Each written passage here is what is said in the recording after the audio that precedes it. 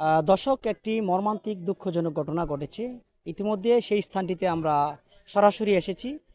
ভিডিওর মাধ্যমে আপনাদেরকে দেখানোর চেষ্টা করছি। এখানে এলাকাবাসী এখানে একসাথে হয়েছেন, অনেক লোকজন জড়ো হয়েছেন। আমরা জানতে পারলাম তথ্য নিয়ে এলাকাবাসীর পক্ষ থেকে এখানে শিশুটি দুপুর 12টার দিকে এসে এখানে গোসল করতে এসে ডুবে যায়।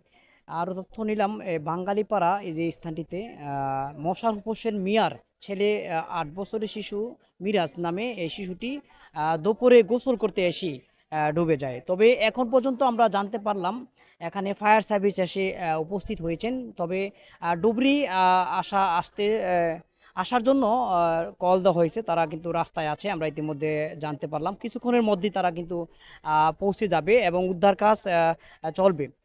তবে আমরা জানতে পারলাম মিরাজ নামে যেই ছেলেটি পঞ্চম শ্রেণীর ছাত্র।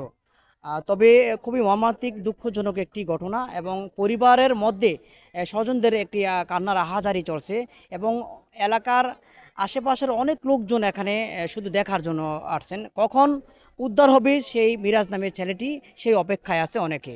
ধন্যবাদ সবাইকে।